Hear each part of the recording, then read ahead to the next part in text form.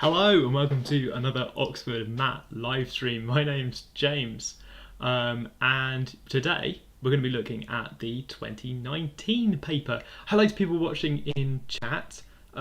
Hello to X plus IY who says Cult of 7 in their username. Hello to Ry70. Hello to Art.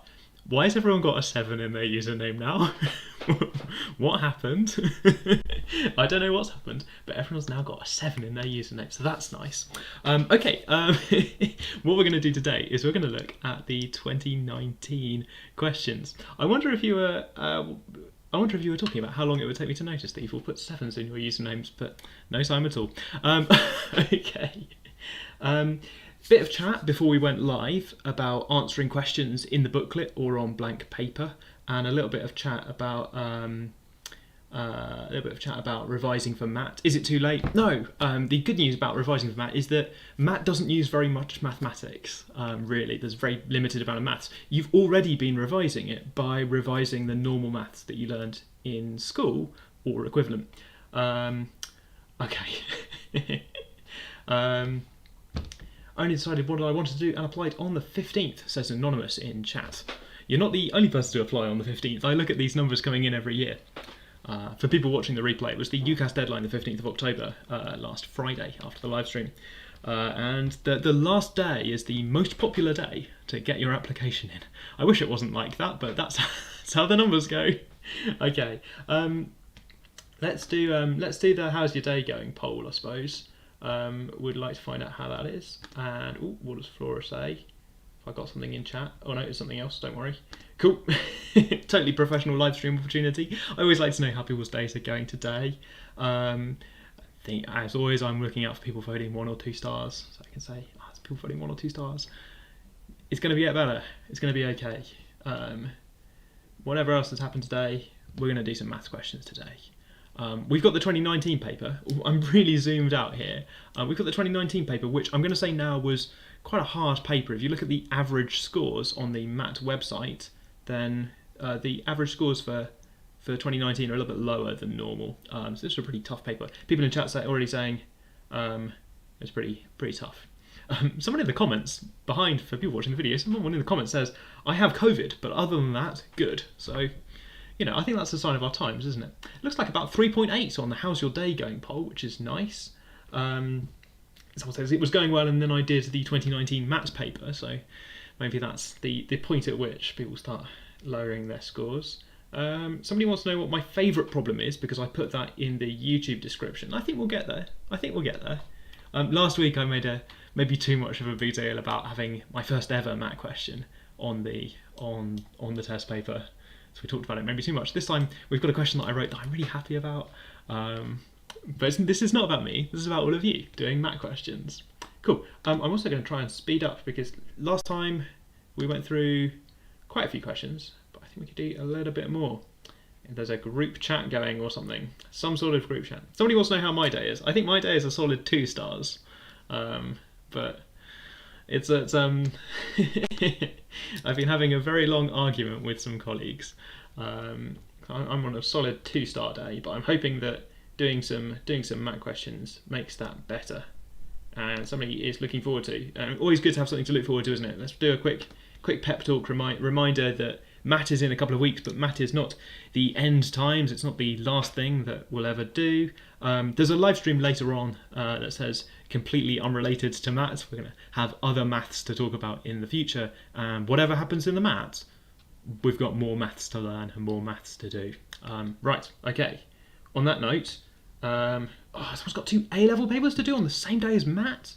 Oh, is that like the A-level retake, do an actual, not quite a retake, but you do an actual exam thing? Is that on the same day as math? I'm really sorry about that. Or maybe it's international. International A-levels could be at different times of year. Anyway, Molly says, I like question 1C because I can do it. We're going to have a vote. Somebody says, I hope your day gets better. So that's nice. I've forgotten to say, which is rude of me, but I've forgotten to say that I'm joined again today in chat by Flora. You know Flora. Flora's been on the live stream a few times for this season and has been in chat, I think, almost every week. Flora's going to be around to help answer questions, especially stuff that I miss. And also, if you ask if you ask some sort of admissions question, but I'm in full maths mode, if you ask some sort of admissions question, then Flora flags it for me. You can't see that it's been flagged, but it's been flagged so that I come back to it later, or after the live stream I come back and I type an answer afterwards. So if you ask a technical question and I don't answer it on the stream, then you might get an answer from me later on. Thank you, Flora, for watching and flagging things and chatting to people. Right, cool. Tests are normally at 9 o'clock, I think, in your time zone. Okay, right.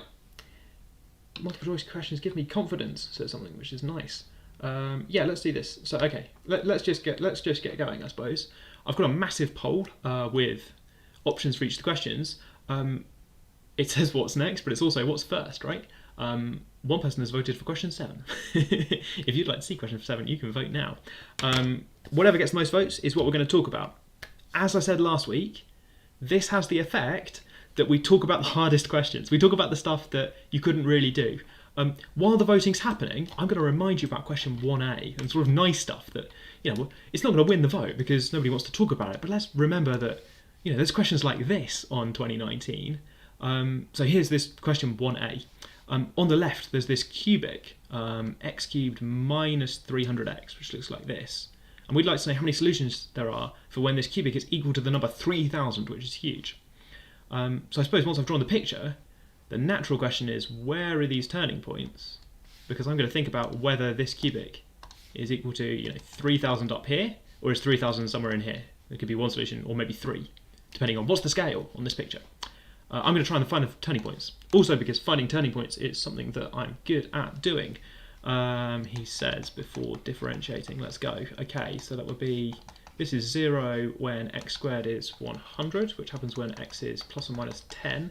At 10, this is 1000 minus 3000, which is minus 2000. Wow. And at minus 10, this is minus 1000 plus 3000, which is 2000. So that means we've got a cubic like this, where this value is 2000, and we're thinking about when this is equal to the number 3000, which is bigger, so there must be just one solution.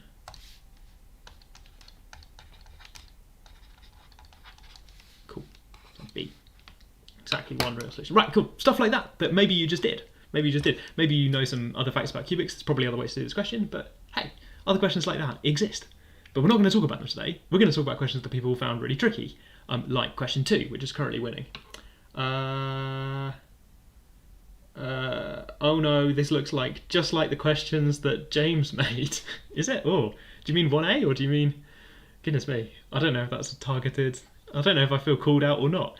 The one winning the vote is not a question I made. The one I just talked about is a question that I made. Right, cool. Rai7low. Am I going to pronounce the 7s? Rai7low says that this is how they did this question. And Alpha says that they didn't get this question. Sorry. It is tough, right? I kind of skipped the bit where I talk about, in previous weeks on this stream, I've been talking a lot about how the questions look difficult. And this one looks difficult. Maybe I didn't say enough, but this one looks difficult because I don't know a cubic formula for finding the roots of a cubic. I think such a thing exists, but I don't know it. It's not on the MAT syllabus, so I don't have to know it. And in fact, you can do the question without knowing how to solve cubic equations by drawing pictures. Okay, cool. Okay, it looks like question 2 has won this poll. Question 5 just behind, and then some of the short ones. Let's have a quick overview to remind myself of what people are voting for. People are voting for 1G with all the logarithms. People are voting for 1J with an equilateral triangle and a straight line going through it. And a bit of question 4 and 1E. What was 1E?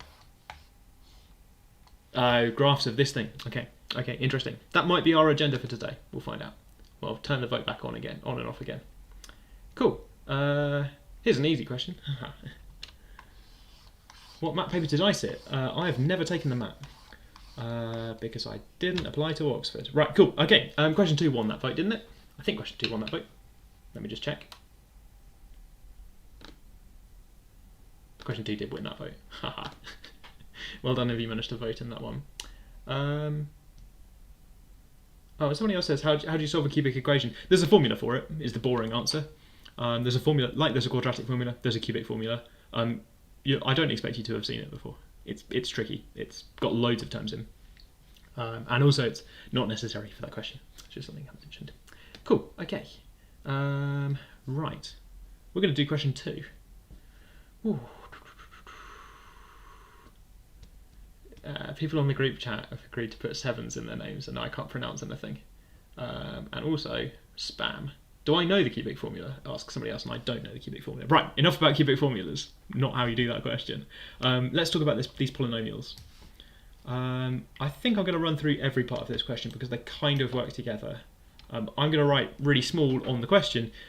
You actually get 3 blank pages. Well, you get the questions are on page numbers that are multiples of 4. So if the question runs off to the next page, you don't quite get 3 blank pages, but you get 4 pages, including the one the question's written on, to do your answer. I'm going to do all of them in the little gaps in between the questions so that I can have the question on screen as well. A clever person might have re-typeset the questions to give more space, but that was not me. Okay, here's the object in the question. We've got a new object, 1 plus x squared, 1 plus x cubed, all the way up to 1 plus x to the k, and we're asked for the degree n of this polynomial. The degree is the highest exponent of x in a polynomial. So we want to think about the highest power of x. I'm not going to multiply out all of these brackets. I'm not even sure I can multiply out all of these brackets in general.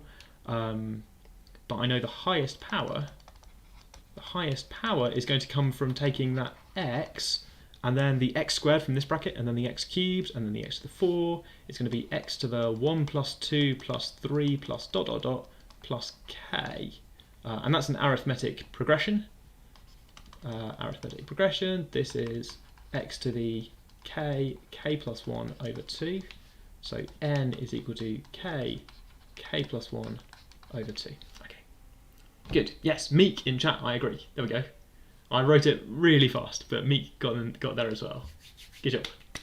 Okay. When should I stop studying? Oh, and there's a really good question that's got like 6 thumbs up. Hang on. It's just... People who've seen the stream before know that we get a little bit sidetracked sometimes, but I'm going to try and get sidetracked a little bit. Sometimes get stuck and can't get around that. Mind block hinders me in attempting the rest of the paper to my best of abilities. Tips to help with that. You're going to get stuck on the questions. This is a skill that we've all got to do because the questions are tough and you're going to get stuck on them. I get stuck on them. Maybe I'm stuck now, who knows. It hinders you attempting the rest of the paper. There's a sort of mental game there about whether being stuck on it affects you looking at other questions or not. I think the best remedy is to just try doing the other questions and forget about what you were stuck on before. Try and actually clear your mind of it, come back to it later on. I do think mixing around the questions, jumping around from question to question, might be helpful for you. And I sort of wonder whether this is just the sort of thing which, as you get more used to the questions and that feeling of being stuck and having to come up with an idea, that as you get used to that, you don't mind it so much. That kind of the default, it's almost like the faster you get at doing the normal bits of the questions, the more of your time, proportionally, you spend being stuck. So you sort of get used to just being, when I have the idea, things just sort of go through, right? So I spent most of my time thinking, oh, I've got to take the biggest power of x. Okay. If you leave it in sigma notation, I think we gave you the marks for leaving it in some sort of sigma notation. Or maybe we did. Can't remember. I think there's only about 1 mark. If there's 2 marks here, if there's 2 marks for this, then I think we gave you 1 mark for writing down the sum. You know how to do the sum, so it feels like that should be worth a mark for doing the sum. You know a thing, do a thing. Maybe not. Maybe we give you both marks. Can't remember. Okay. Part 2. I love part 2 because it tells us how to do the question. By setting x equals 1 or otherwise, I mean, we could do it otherwise, I guess, but I'm going to set x equals 1 just to find out what happens. So that's pk of 1 is equal to, what is this? 1 plus 1, 1 plus 1, 1 plus 1, 1 plus 1. I know what 1 plus 1 is. 1 plus 1 is 2. Welcome to the Oxford MAT Livestream. How many 2s have I got? I've got, let's be really careful, I think I've got k of them. X to the 1, x to the 2, x to the 3, 1, 2, 3. Yeah, I've got k brackets here. So pk of 1 is 2 to the k. Okay, what was A max? I wasn't paying attention earlier. Right, no, it's down here, where A max is the largest of the coefficients on this right-hand side. Okay. Oh, I suppose I'm told that this is pk of x, but I'm also told that the coefficients look like this. If I was going to multiply that, which I don't want to do, this is another expression for pk of x. So I also get this expression for pk of 1. It's equal to a0 plus a1 plus dot dot dot plus an if I plug 1 into each of these powers of x. Okay. So pk1 is, on the one hand, it's 2 to the k, and on the other hand, it's the sum of all of the coefficients. That's pretty good. Okay. The question's asking me for an inequality, and asking me for an inequality that involves this thing a max, which hasn't appeared in my working out yet. So I need to write down a true statement. That's important. But I need to write down a true statement that involves a max. I'd like to bring that in. What am I going to write down? So a max is the biggest. So I think this is less than or equal to. Okay, so it's bigger than the biggest one because there's loads of terms, but it's less than. I've noticed there's this n plus 1, and there's n plus 1 terms over here. So this is less than or equal to this. If all of them were equal to a max, if all of them were big, then this would be n plus 1 times a max. So this would be n plus 1 times a max. Cool, okay. I think that's enough, because this sum over here is pk of 1, which is equal to 2 to the k. So now I've said that 2 to the k is small, which is the way round that this thing I'm asked for is. 2 to the k is kind of small. It's smaller than n plus 1 times a max. And I can rearrange that, divide by n plus 1. Oh, I'm good, okay. Why are the numbers by the a's lower down? These a's are a sequence.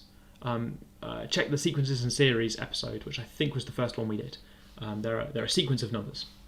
So that's subscript, lower small writing, telling you this is the value of a, the sequence a, that corresponds to that power of x. Okay, here's a tricky bit of question coming up next, part 3. Fix I bigger than or equal to 0, which is already scary because there isn't an I in this question so far. But okay, I guess this means pick a number, and that's a fixed number. Okay, pick a constant number. Rilo's got a good phrasing. Talking about the average of the coefficients. I like that. That works too. That's good. That hasn't appeared in chat yet. There we go. I get to see things slightly before they appear in chat. And Luke asks, what does that thing on the right hand side represent?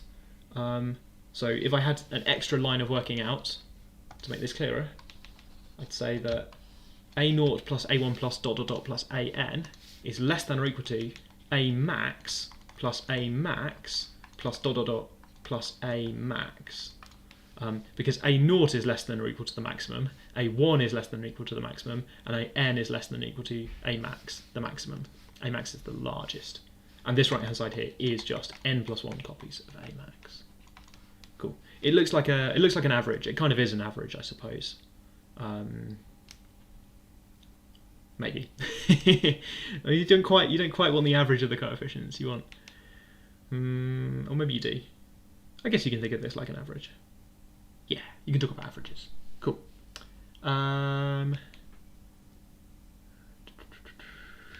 Cool. Very nice. Good. Cool. Okay, we got that. Right, part 3. We're going to fix I. Did I attend first year's matriculation? No, I don't go here. And did I have to wear a sub-fusk? Flora's going to answer that one as well. Flora's going to explain in chat what that word means. Cool. Here's part 3. We're going to fix a number I, and we're asked to explain why the value of ai, so looking at these coefficients, eventually becomes constant as k increases. That's a real mouthful. It says that as we make k bigger and bigger, so I think my first observation is as k increases,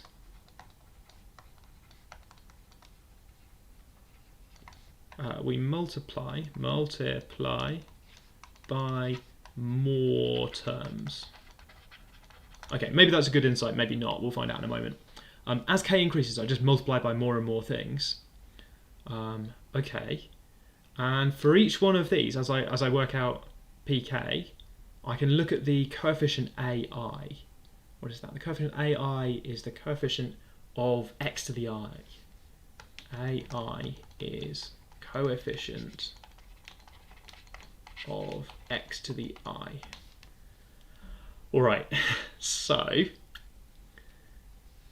I think I can start to see what's going on. So AI kind of depends on k. For different numbers k, that coefficient is going to be a different thing. So it's a bit funny. It's almost like AI is a number in a sequence. You could think of it as being like a function of k as well. Maybe that's not a helpful thing to say. Maybe that's not a helpful thing to think. Yes. So as I change k, as k increases, I'm going to have more and more terms over here to multiply together. Lots of them are familiar though. As I increase k, if I increase k by 1, I just get one new term to multiply on the end here. So I think that if k is bigger than I,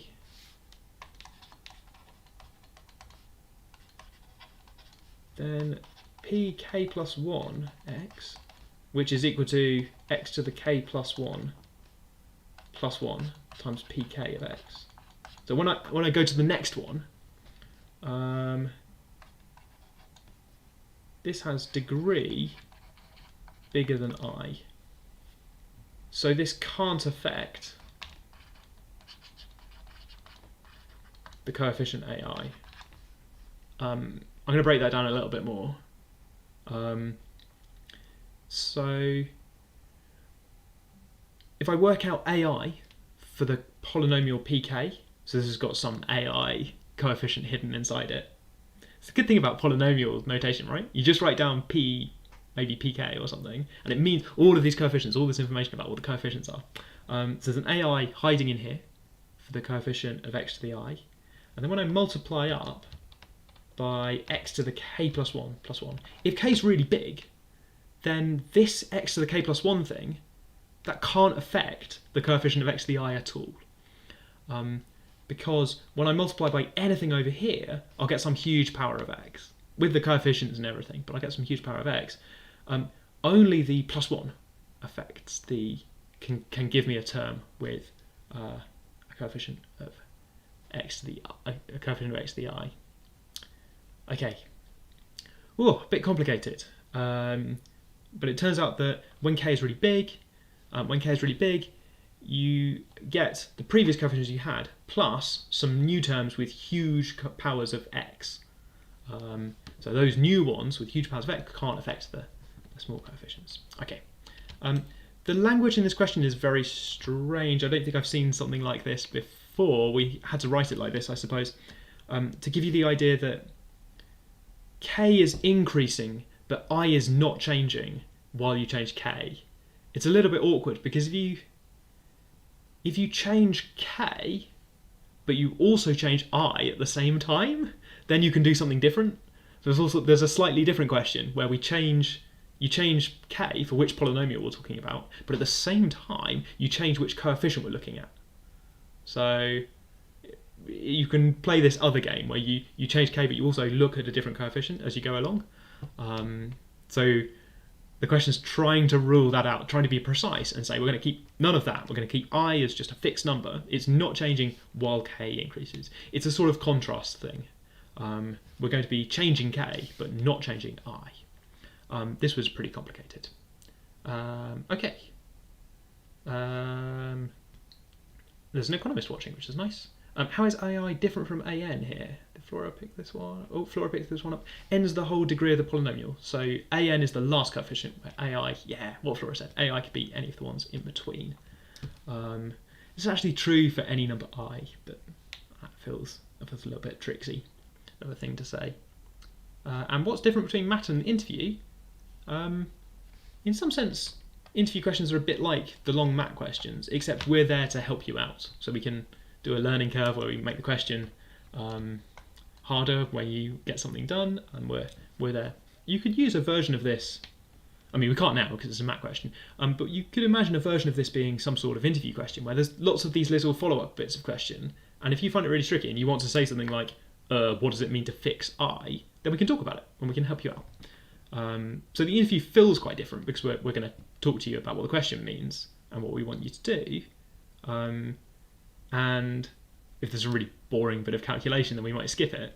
But the actual idea of we're going to do some tricky maths together, it's pretty similar. We've got a live stream about interview questions in a couple of weeks' time. Cool. What are we doing? Oh yeah, I love this bit of the question. Right, really quickly, we're going to do this last bit of the question.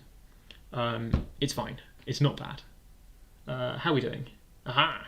Rilo in chat is having a go at the last part of the question, I think. How are you supposed to write it to get the mark? It's a good question from an anonymous person. How do you write it? I would write so I said some stuff out loud, because for me on the live stream, talking out loud is easier than writing sentences. I would write down basically what I said out loud, I think. Probably as I write it, because I'm very lazy with writing, I probably write less. I talk a lot, I write not very much. Cool. Here's this part of the question. Mostly in the live stream, I'm trying to show you the ideas. A student's done some calculation. They have worked out P6 of x rather than me. They have worked out 1 plus x times 1 plus x squared times 1 plus x cubed times ... times 1 plus x to the 6. A heroic idea. Quick sneaky check. 6 times 7 divided by 2 is 21. This is good. This is consistent with the formula that we put down in part 1. It's looking good. There's not proof that we were right in part 1, but I'm feeling more confident about my answer to part 1. Nice. Good. Okay. They've worked out P6, and they think that, aha, the coefficients, AI, there's some pattern to them, that AI is equal to a n minus I, where, okay, we're for these coefficients between 0 and n, which means that a1 is equal to a n minus 1, they're both 1, a3 is equal to a n minus 3, they're both 2, and so on. These are palindromic. 1 1 1 2 2 3 4 4 4 5 5 5 5 4 4 4 3 2 2 1 1 1. It's a palindrome.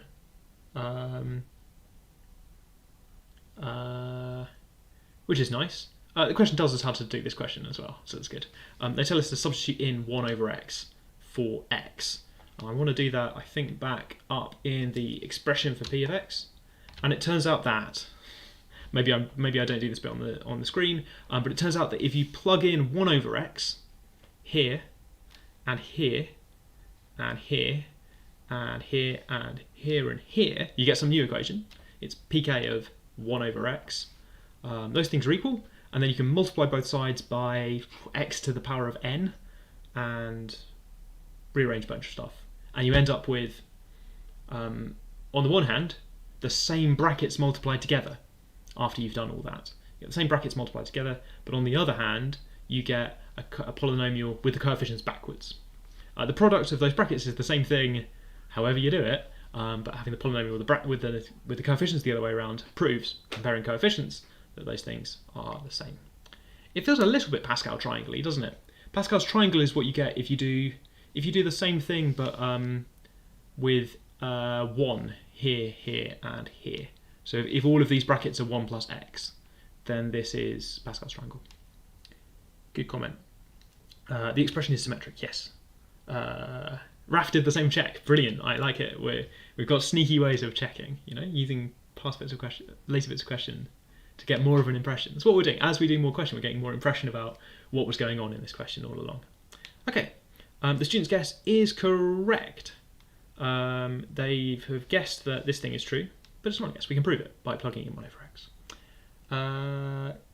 LHS and substitute right hand side, do some loads of work. Cool. The symmetry is maintained. It's actually quite tricky to talk about how the symmetry is maintained as you go from... I mean, it works. You've kind of got this symmetric pattern for pk of x, and then when you multiply by 1 plus x to the k plus 1, you take a copy of that and a copy over here, and then you add all the coefficients together in the middle, and it sort of works. It's a kind of symmetric picture. So I think you can answer this bit. The or otherwise is maybe draw some sort of picture of overlapping. Here are the coefficients. I'm going to add them, and they're symmetric, and they've been put down in a symmetric pattern. So all works out. Aris would like to see this on stream. Okay, for Aris. Okay, so pk of 1 over x. I'm going to present 2 expressions for this. Am I? Yes, I am. This is, on the one hand, this is one of the... Whoa, 3. On the one hand, it's this, On the other hand, it's also equal to this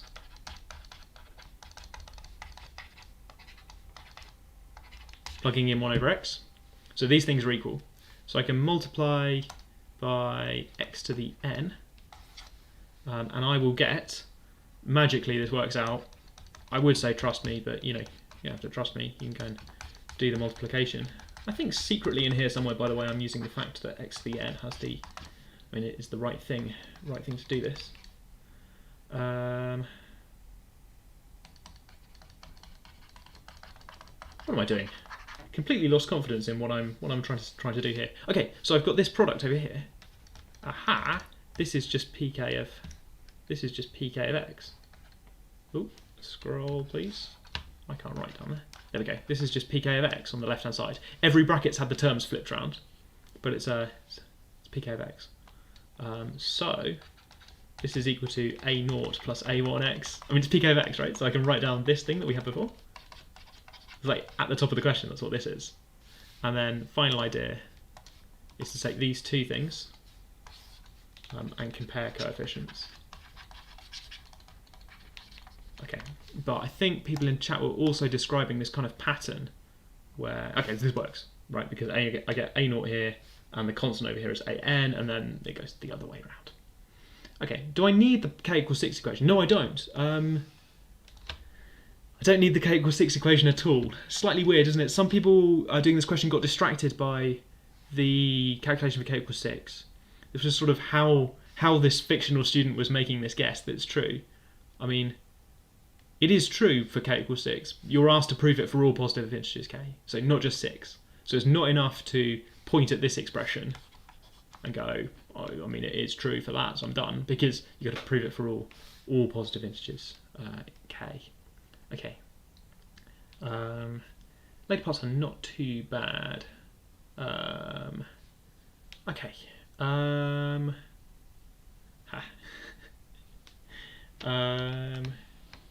So this part 4 actually feels quite a lot like part 2, where you plug in something for x and then rearrange it and hope for the best. Okay. In part 2 they bring in this thing a max, and in part 4 they tell you to look at coefficients going the other way around, which is, I think, the only thing you can look at once you've plugged in 1 over x. Okay, part 5. Here's where the student's wrong about something. This is why we've put in this polynomial, to show that you can calculate an example and then it might give you the ideas for a good guess and also the ideas for an incorrect guess. On the basis of this calculation, the student thinks that all the whole numbers in that range might appear amongst those coefficients for all positive integers k. This is very exciting, right? So it still says for all integers, positive integers k. Use part 2. Interesting. What was part 2? It was that inequality we did. A max is bigger than or equal to 2 to the k over n plus 1, to show that in this case the student's wrong. I mean, they're actually true for k equals 6, but they're not true. They're not correct for all positive integers k. Here we go. Is 0 considered a positive integer? I think no. I think that's not contentious. It's obviously now contentious. I think 0 is not a positive integer. Was k... Oh, I see, because there's positive integer up here. Okay. What do you want pk of x to be? You want pk of x to be... What do you want p0 of x to be? You want p0 of x to be 1? Sort of want it to be 1. If it's 1, then I think the thing's actually true, so it's not going to help us prove this wrong. Doesn't actually help. Okay, cool, right. And the right idea is in chat. Here it comes. Yeah, people, the cult of 7, I think, are going to agree with me that this 0 is not negative, but 0 is not negative, but also not positive, maybe. For very large k, the maximum coefficient is too big. This is sort of the only thing we can say by part 2, right? If we're forced to use part 2, we're going to be saying something like the biggest coefficient is really big. It's huge for large k. This thing on the right hand side is really big. It's got a 2 to the k in it. 2 to the k is like exponential. It's really big. So my structured answer is going to be something like, so no. Is it a yes-no question? It's not a yes-no question. I've just refused to answer the question. I've put no. Move on. Trick that Oxford doesn't want you to know. No. Refuse. Anyway, sorry. No, not true. And here's why. Oh, hello. A max too big. A max is too big. There are too many different coefficients. So I'm sort of thinking on my feet here as I write, but I'm trying to hope that this is true. If it's not true, I'm going to cross it out and try something different. A max is too big. There are too many coefficients. Too many numbers between 1 ... A max. So this is a little bit like the sort of pigeonhole principle. How many options have you got? How many slots have you got? How many numbers do you want to cram into those slots? There are too many numbers between 1 and A max. There are only n coefficients. Can't be all of the numbers 1 up to A max, because here's why. A max is bigger than or equal to 2 to the k over n plus 1, which I'm going to say, oh, there are n plus 1 coefficients, aren't there? N plus 1 coefficients, which is bigger than or equal to n plus 1. And then I suppose this is true because n is like k plus 1 over 2, so this thing is like k plus 1 over 2. I'm going to put in a for large K here just in case, because it's true for 6, but I'm going to put in large K here. I'm not quite sure if this is convincing enough yet, so I'm going to write in a because 2 to the K bigger than or equal to K plus 1 over 2 plus 1 squared for large K.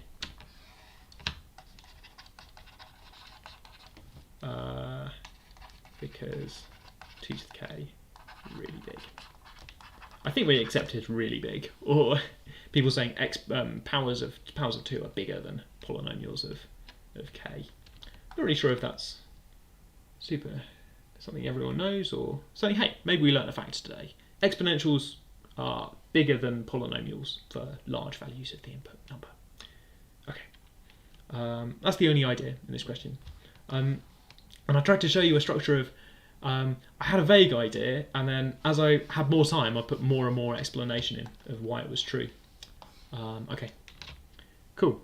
Why is it squared? Yeah, so halfway down here I got this, there's a 2 to the k over n plus 1 in the thing from part 2, and I'm trying to argue that that's bigger than the number of coefficients, which is also n plus 1. So I rearranged that a little bit, and I said this is true because 2 to the k is bigger than n plus 1 squared. That's where the squared has come from. Bit awkward. Cool. Bit difficult. Yeah, not as many. Cool.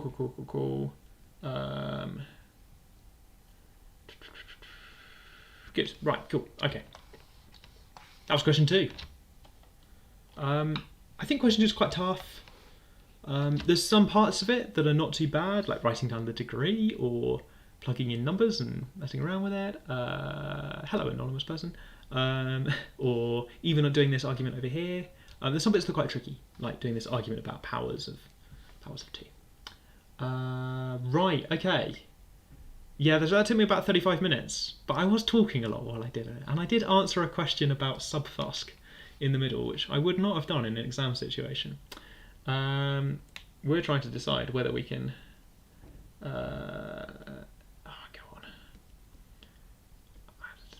Okay. So I think I need to turn on a poll next, don't I? To find out what we're doing next. I think it's question 5, probably. I will let you do a bit of voting. We'll see. So I want to do some short questions as well.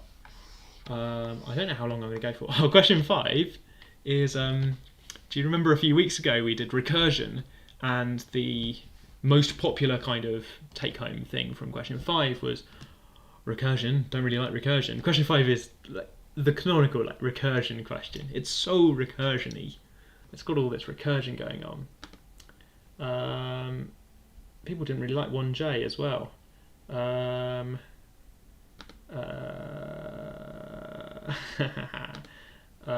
People are trying to debate how fast I could have done that question Anyway, question 5 is winning. We're going to talk about question 5. Cool. Right. And good. Okay. I think question 5 is won, including winning with the people who are currently watching. I worried a bit last week that people were voting, and then I took so long to get around to doing people's questions that the people remaining were quite keen on computer science, but there weren't enough of them to vote for it because of all the people who had voted before. Okay, 5, which, hey, is one of the questions that computer scientists do. I'm going to turn the light on. Should maybe have done this during the poll. There we go. It's a little bit better. Okay. First couple of parts are not too bad. Checking that we've understood the question. We've been asked to put things into partitions like this, where everything's got to have at least 2. So it's kind of innovation for this question, I suppose. At least 2, and at most all of the elements. Explain why there are 0 ways to do this if k is too big.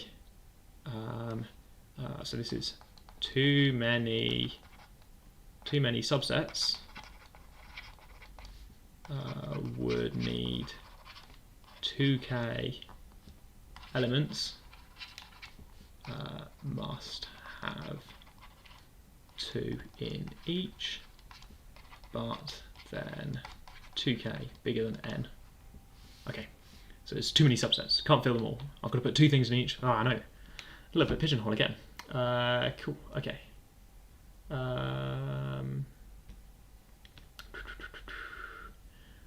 And chat is now talking about 3 being the best question. Okay, you do not have to get 100% to get an interview. That is good. Rilo, thank you. Thanks. Maybe we did need to say that. Cool. Part 2's got a little bit of a trap, I suppose. Part 2 wants to know the value of fn1. How many ways are there to partition everything into one set? Where if you've got to put everything in one set, this is everything in one subset. There is one way to do that. Chat, do you want to point out the way to get 1 bonus mark for this part, or 1 extra mark for this question?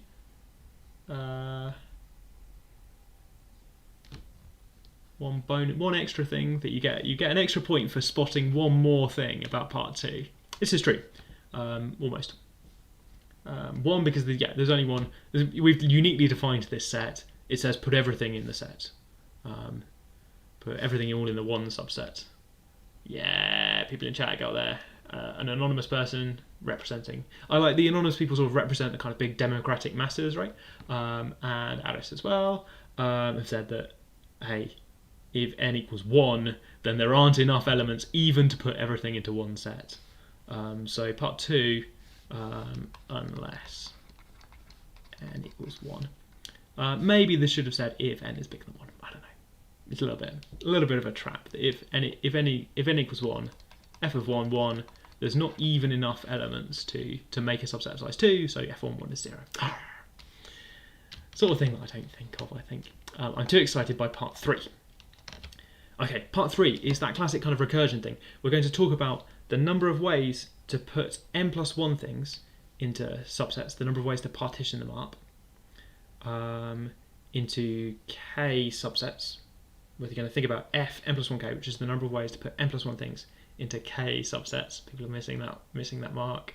In terms of, I'm going to write it in terms of f evaluated with smaller inputs. Okay, it's going to hold when k is somewhere between 2 and n. So this is now ruling out the 1 case up here. Okay, right. What do I want? And I suppose ruling out. It's probably putting a 0 here. If k is bigger than or equal to 2, that's quite nice because this thing's always bigger than or equal to 1. The logic for this, I like that they give us the logic. That the way to split this down into cases is either, we're going to construct a recursion equation. What Becca said. And anonymous. Yeah. Raf is correct. This is exactly like the recursion episode. Feels a bit like we've been here before. Fill in the rest of the joke yourself. Okay, what are we going to do? So we've got f of n+1k. The number of ways is going to be this plus, this plus I'm going to annotate with this kind of either. We're going to do one thing or the other thing, either this or that. So either on the left hand side here, right, okay, pair the n plus 1, the number n plus 1, with one other element. So we do a set like this, n plus 1 comma something, and then split the rest. Then split the rest up. In which case, so in this case, we're pairing n plus 1 with something. I'd like to know what that is. I suppose I've got n choices of what the thing is. This is like this question mark here. Times, I've got to split up everything else into...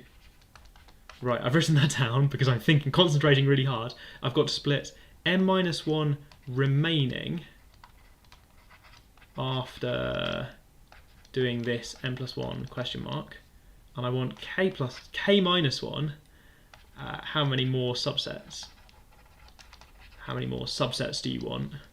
Okay, so I've got choices for what I pair n plus 1 with, and then after I've made that choice, independent of that choice, I can split up the rest of the elements however I like.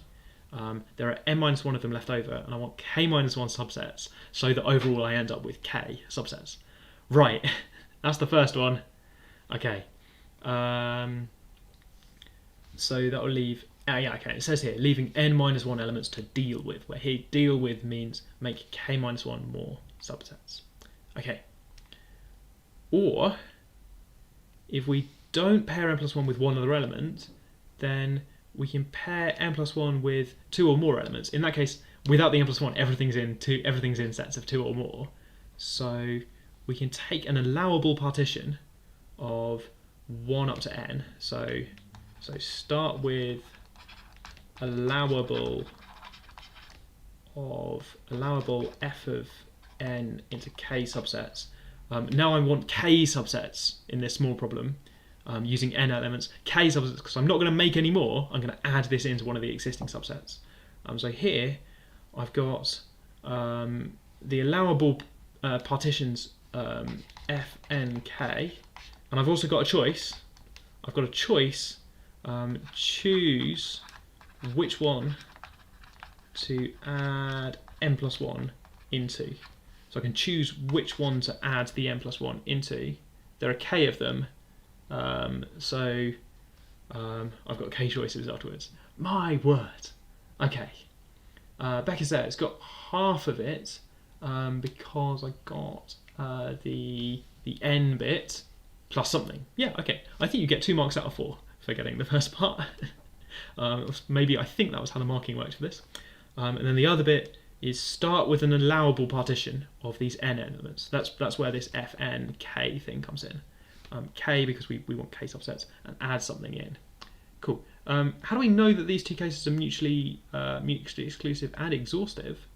We're sort of told that in the question. We're told that we can either do this or that, use this observation.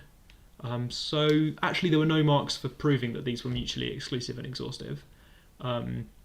Mutually exclusive and exhaustive is the phrase for I want this or that and not both and not neither, which we're given in this question. We're given the logic of how you do that split with no double counting or overlap. It's because in the second case, if you take away the n plus 1 element from your partition of n plus 1 things, then you are left with an allowable partition. You're either left with an allowable partition of n things or you're not. And if you're not, it must be because you removed it from a group that only had 2 things in. You get fewer things when you remove something. Right, okay. Yep, somebody anonymous asks the same question, and I think that's my justification for it, but unfortunately no marks for it. Let's do this as well. We're gonna move on. We've got an equation now. Not even sure. We've got 2 more parts to do. I might do them, might not. Might have other things to do. Here's a long question about long questions. Sorry, it looks really long on the screen. When I check my answers, I've got the answer right. Hooray!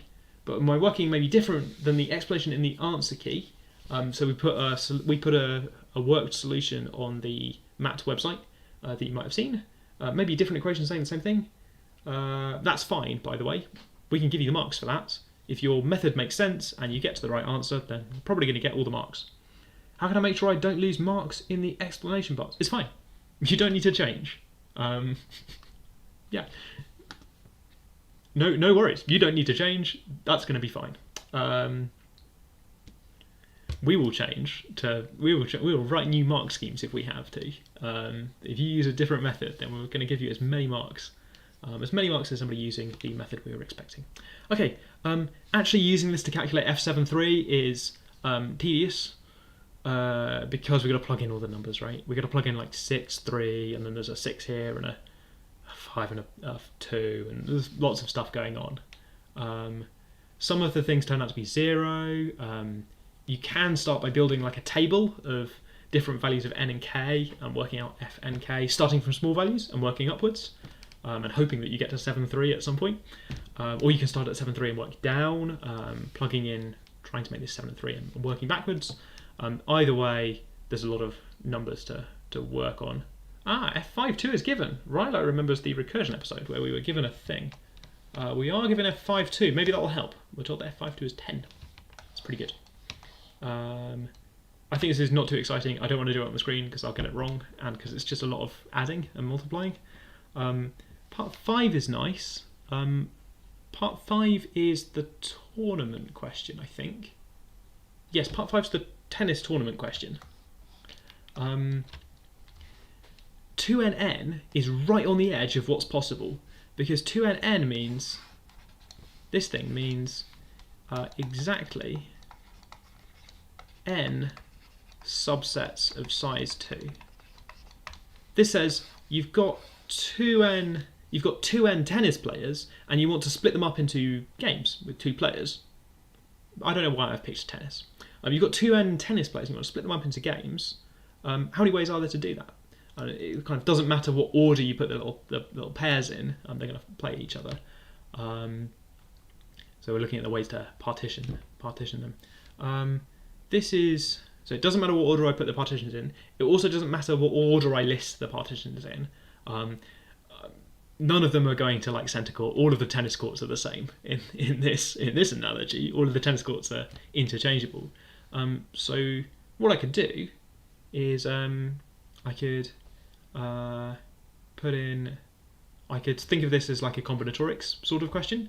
You can do it using the previous relationship, I think, and building down the recurrence. Or you can think about putting so 2n factorial ways to shuffle plus list 2n objects.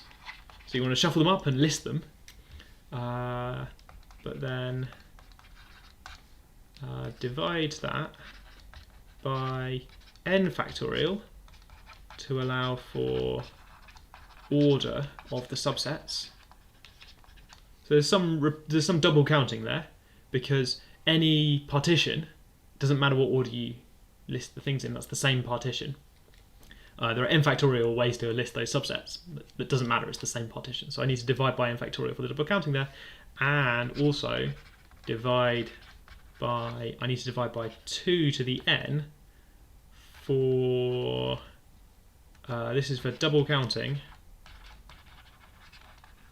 due to the order of each subset. I've rushed that, and to be honest, this took me a while to think of, and I can't pretend to think of it again. This is the way I think about this question now, and I can't unthink this.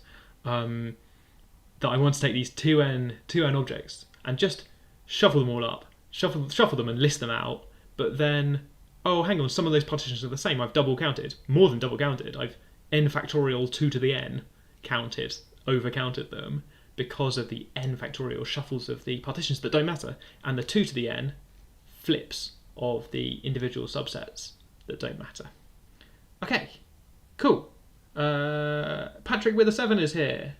Cool. Yeah, I need to divide by 2 to the k or 2 to the n or something. Cool, good. Yes. What you said. Patrick's going to rewind the stream. Patrick 7K. You could have gone for the... I think 7 looks more like a T than it looks like an I. I'd have gone for +7, Rick. Ah, never mind. What do I know? Cool. Good. Okay, that's question 5. We're going to do another vote, I think. Let's see.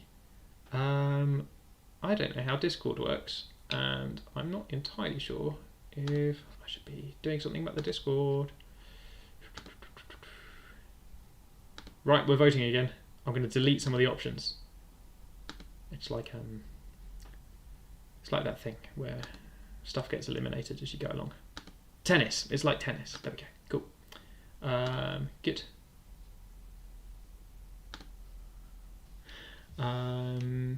Okay, so voting is going on. Oh, 1J's doing well recently. That's nice to see. Well, I mean, maybe not nice. It means people didn't really like it or want to talk about it. 1J's hard to talk about as well. Oh, I'm going to let it vote. Question 4 is winning. Question 4 is doing well as well. Oh, I see. Patrick is what's going there as well. Rilo thought that I was talking about Squid Game, but no, that's tennis today. Right, okay. 1J's doing pretty well. I like it. I see GEH. Last time I went a little bit off script and talked about some other stuff as well. Officially, no. Right, cool, good. Okay, I think I'm going to talk about J. I'm going to talk about J, but maybe leave the vote going a little bit to let people vote for other stuff as well. Cool. Okay. Question J is one of mine. Sorry. Question J. I thought of this question while I was cycling. I thought about what it would be like if my bike wheel. Here's my bike. I thought about what it would be like if my bike wheel was a triangle. And that would be quite bad, right? Because as the triangle goes around, triangles are not circles. So, you know, like the triangle would be, if you look at it from the side, the triangle would be going around and it would be different heights. The middle would be different distances away from the center and the kind of distance across the side. So I thought, okay. But this question came from the idea triangles are not circles. Good, right, cool. And I turned that into an admissions question. There we go.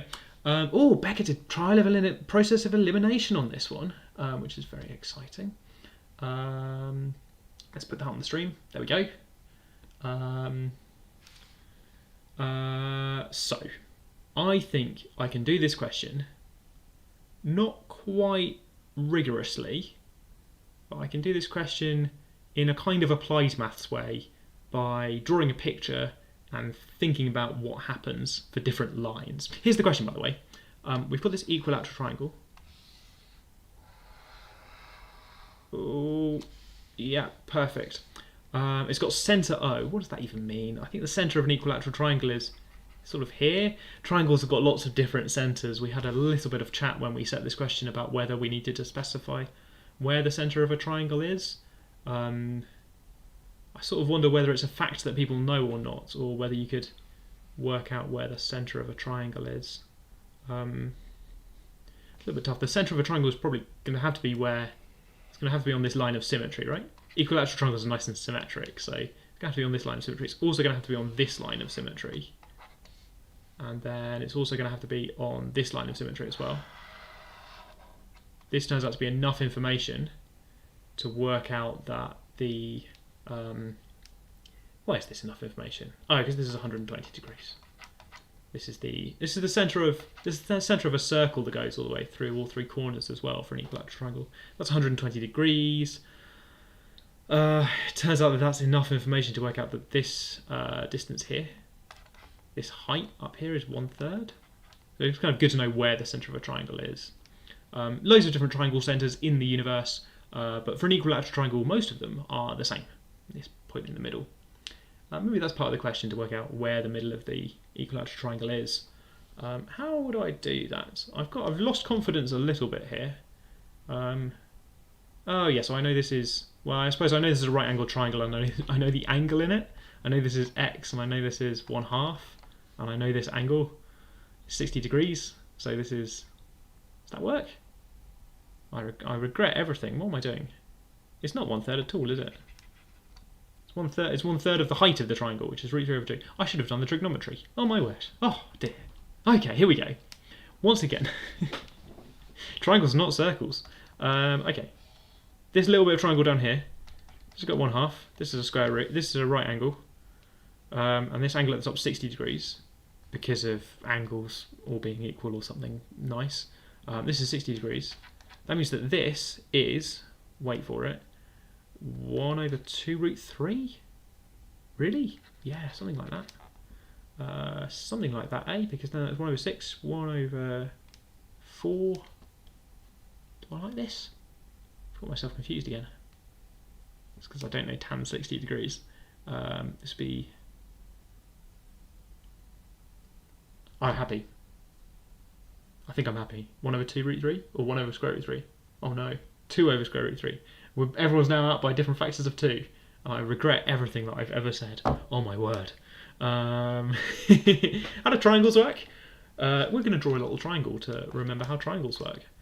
This is 60 degrees. This is our favourite 1√3/2 triangle. So this side is 1/√3 as long as this side, which is 1/2. This is 1/2√3, I think. Doesn't feel right, does it? Doesn't feel right at all. Help. People in chat put like 4 different numbers, and none of them agree with me. So we're going to disagree about how tall, how high up this triangle is. I really feel like there should be a √3 in here somewhere, and not there. Oh well. People are still agreeing and disagreeing with me alternately. Right, cool. Whatever that height is, let's start thinking about where this line could be. I think, does this, let me draw different lines. Okay. So the line could be the straight line, it could be this vertical straight line. That's got some length. Feels like that's quite a long length. Oh, is this nice? 1/2√3 is equal to √3 over something. Divide 1/√3 by a half. By half? Divide it by a half. 1/2 over... I'm so confused, chat. This is possibly the most confused I've ever been. Divide by √3 over 2 to go from √3 to 1/2.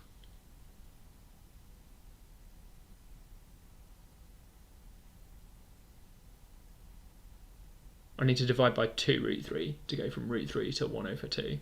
So I need to divide this triangle. This is this triangle divided by 2√3.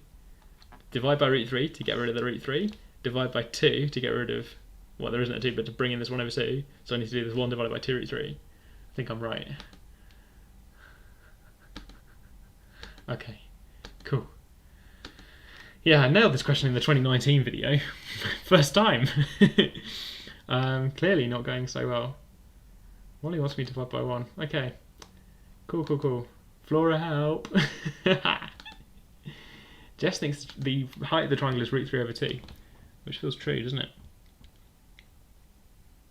So then this would be 1/3 of the way up, because this is √3/6. That feels true. That feels true. I like that. Okay, I've finally agreed with someone who said something. I've agreed with a couple of people. The overall height of the triangle is √3/2, and I remember this fact that the centre is 1/3 of the way up, which means that this is √3/6, which is 1/2 over √3. But maybe that wasn't a helpful thing to say. √3/6 for this height up here. Cool. Okay. Okay. So maybe, okay, we're getting there. We're getting there. We've actually got to think about this line in a mo. Okay, okay. We're gonna leave what that height is. It might not even be relevant. I'm not sure. Okay. So the line could be like this, which is the overall height of the triangle, which I think Jess said in chat is √3/2. That's one of the options. It's actually the biggest number that we're offered for what this height could be. as we rotate this line around, so as we think about different lines, then something quite strange happens. The distance changes, but already, even by the time we get to here, it's already back to being √3/2 again. So somehow it changes, but already by the time you get around to there, it's √3/2 again. And if you go through this corner and up here, it's √3/2 again. Is it always √3/2? No, because circles are not triangles. So probably not √3/2, because there's an example where it's √3/2. It's not constantly √3/2. I think it gets shorter in between. It's perhaps not obvious that it's going to be halfway in between, where there's a minimum. I can justify that.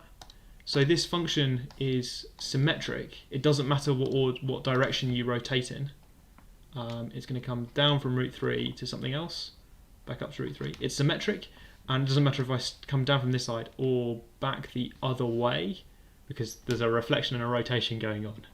So it's symmetric, so the minimum really is in the middle, which is maybe also where you would guess it would be, at this kind of 30-degree angle.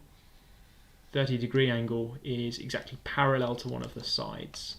So then there's this geometry problem to work out how long that line is. I think it turns out to be 2/3. So there's a slightly tricksy thing going on, and I've wimped out of all of the details of why this is true, why it's in the middle where the minimum is. Why is it a minimum, not a maximum? I guess I know it's smaller because I can work out that length. If these things are parallel, I can work out the length from here to here, and it turns out to be a smaller number. But perhaps this is kind of still a little bit mysterious. For me, I thought that this was interesting because I was expecting to get back to √3/2. I knew that if you go down the middle, you get √3/2. I thought it was sort of obvious that if I got all the way around to here, so if the line goes through this point instead, so if P moves all the way around to being P over here, then I get back to √3/2, because now that's a rotation of the triangle, right? Like I went from go through a point to go through a different point. Hey, that's √3/2 again. So I kind of expected the minimum to be halfway in between those. The triangle's symmetric, so going whichever way I go, it's going to be symmetric there. And in fact, there's a maximum in the middle, because in the maximum it is again √3/2. It's kind of got these two, kind of goes down and up and then down and up again. So my idea when I was cycling was, aha, it's going to be halfway between this corner and this corner. And then I got home and drew a picture. I thought, oh no, that's gone through the other corner. That's also √3/2. What is this? But the symmetry idea is enough to convince me, at least, that it's halfway in between those. Halfway in between those is actually quite a nice point to be. It's where this is parallel to that side. There's possibly a cool geometry argument where you think about why you want that to be parallel to a side. That's the point at which, if you tilt it a little bit, then you pick up a small triangle here, but you lose a small triangle here, so tilting it a bit doesn't help, or going back the other way doesn't help. This is kind of a minimum because if it's symmetric in... This is a turning point because the picture is symmetric if you go back the other way. So changing it just a little bit either way has a kind of symmetric effect. So it's kind of either a minimum or a maximum. This is some special point of interest. It turns out that that's a minimum and it's 2/3. It's where the gradient of the angle is. It depends which angle we're talking about. I'm imagining this big angle coming all the way around and just increasing. The gradient being, well, if I increase it as I try the bike, it keeps going round and the angle just increases. Okay. James, at the start of this question, yeah, it's exactly like what my interviews were like, actually. Just completely forgetting how to do a triangle. Also because I was very scared by the answer. I thought the answer looked wrong, so I spent a lot of time trying to correct it. If it had been an interview, then an interviewer would, at this point, have said yes, and we'd have moved on. But I lack confidence, so we did some more working out. This was true. I was right all along. Can we use similar triangles? Oh yeah, so the similar triangles to work out exactly how long that line is. Let's draw a different picture the other way around.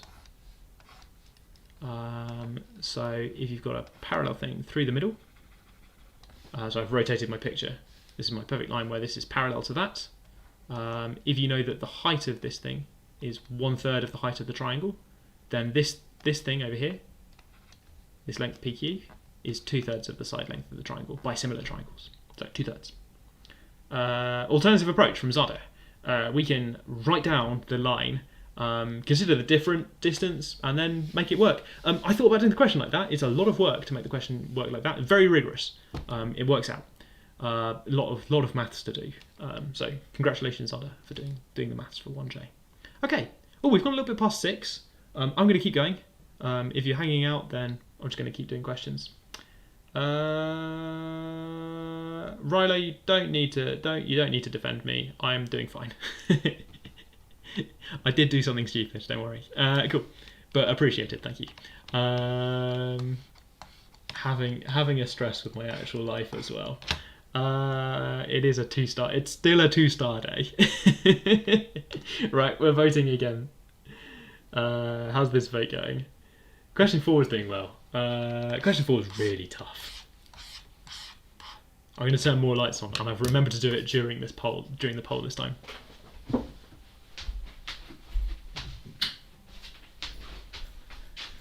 Oh. There you go. You can get a quick look at the lamp behind me. How's the live stream going? Oh, well, it's all right. I don't know how big triangles are, and don't know how big triangles are, and yeah. Kids want me to do question 4. So it could be better, it could be worse. Yeah, question 4 is doing great. Let's remove 1J from the poll as well, just to make it tidy. Edit.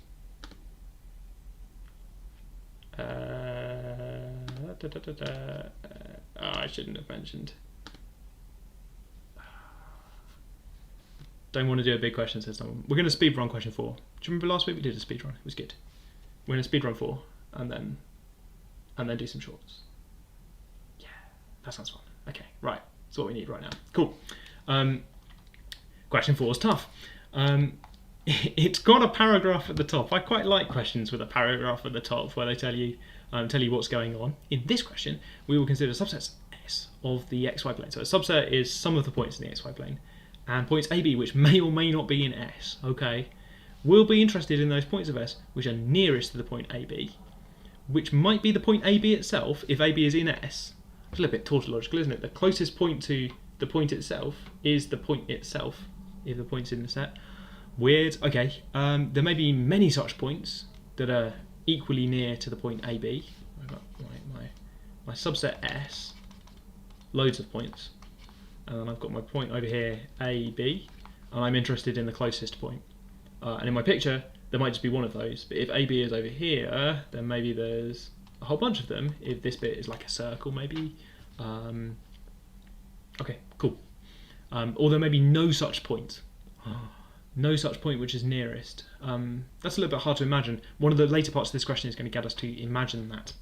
No such point. How can there be no point that's closest? Okay, let's go.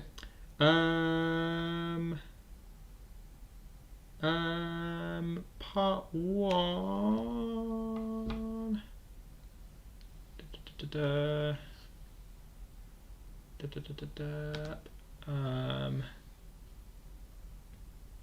Barl, I'm going to message you. You get a thumbs up, but I'm going to message you, Barl. Cool. S be the disk x squared plus y squared less than or equal to 1, which is this circle.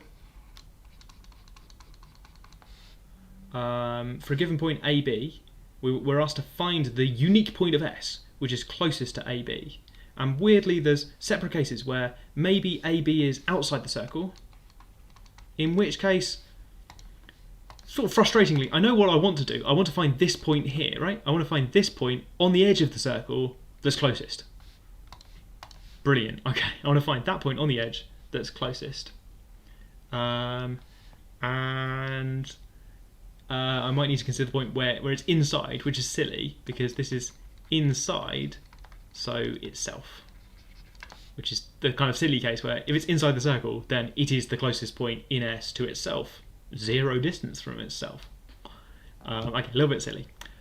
Actually doing the maths to work out where this point is feels like quadratic equations or something, feels like simultaneous equations. I know that this pink point is on the circle, and I know that it is sort of in the direction of AB, so I can do some vector stuff to say, oh, it's in the direction of AB, it's proportional to AB, it's on the line y equals b over ax or something.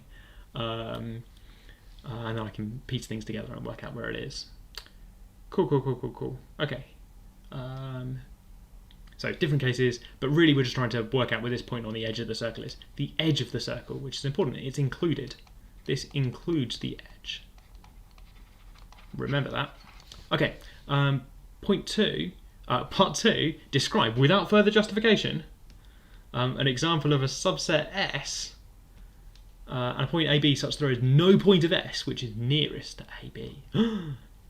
And Anonymous in chat says empty set, which works. So if you have, if S is empty, then that works. There's no point in S that's nearest because there's no point of S that's nearest because there's no points in S. Or remove the edge from the thing in part 1.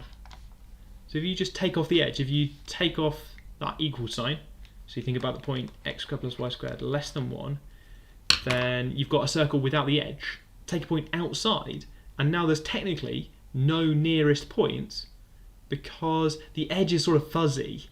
It's like 0.9, 0.99, 0.999, but 1 is not in the set. So if you described something like that with a kind of fuzzy edge, something without a hard edge that's included in the set, kind of soft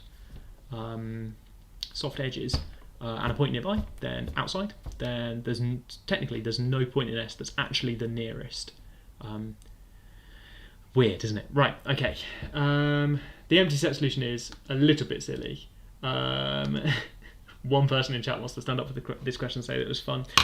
It's getting you to do a very mathematician sort of thing, by the way, which is less calculation and less kind of, here's a thing. It's more invent an example that's got these properties, which is a little bit weird. We're exploring the possibilities of what might be. Okay, part 3 I kind of already did. I can maybe do this better. Describe without further justification. I love without further justification. States set S, refuses to elaborate, leaves. An example of a subset S and a point AB such there is more than one point of S nearest to AB. I think the key thing here is that you're allowed to describe quite simple sets S. This one is going to be a nightmare to try and describe, but I could take S to be just a couple of points. So I could be S to be the set of points with mod X, like plus or minus 1. How do you want to write this? Y equals 0, to just have like a couple of points. I'm being cheeky to try and describe 2 points. There's a better way to write this, isn't there? I can write this as 1, 0 or minus 1, 0. There's 2 points. Cool, okay. 2 different points. And then think about AB being the point in between. It can't choose. Which one's closest? Both of them. Someone with a 7 username in chat has put down a circle and the point 0, 0 in the middle. So just that circle and the point in the middle, and they can't decide which direction to go. Everything's nearest. Oh, we got a YouTube thing going on. Riley says that I might not be live anymore. Always fun. Checking stream health. Looks fine from my end. Can't see it. Try reloading. I'm going to type that as well. Possible I'm not live. Who knows? Haha. What does question 4 done? What's Flora say? Good. I'm definitely live. That's a shame. There we go. Cool. We're back. Okay. So this is kind of being a bit of fun mathematician sort of abstract stuff, describing subsets.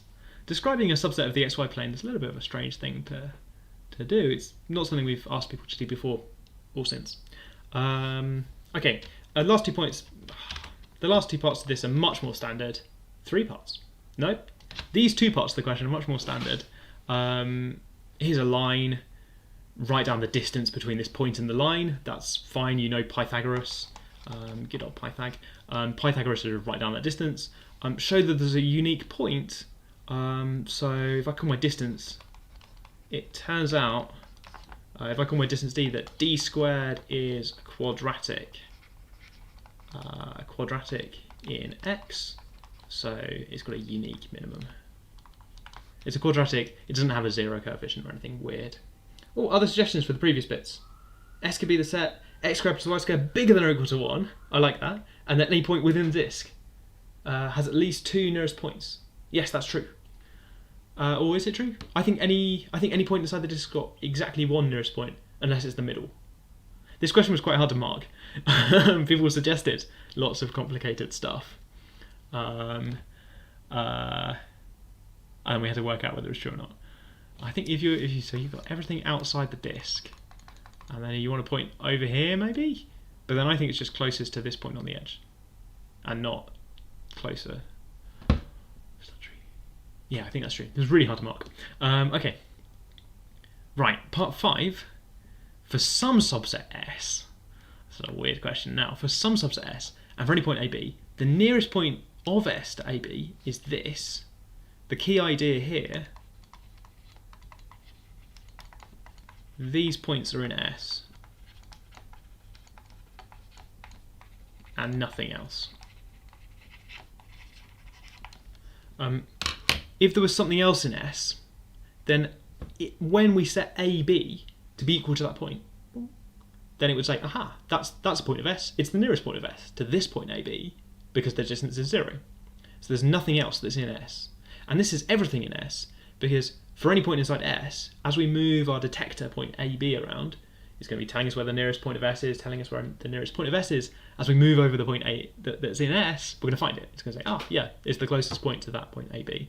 So this thing's going to pick up like scattering iron filings or something over some hidden magnets, and everything that goes towards the nearest magnet, you're going to find all of the magnets because you put iron filings everywhere, and you're only going to find magnets because you're going to the nearest magnet. Okay. Good. This is all the points. Trying to work out what is this describing as we change A and B, and it turns out that you can write y in terms of x, and it turns out to be a straight line, which is slightly boring, but it turns out to be some line. So I would look at this and try and write y in terms of x.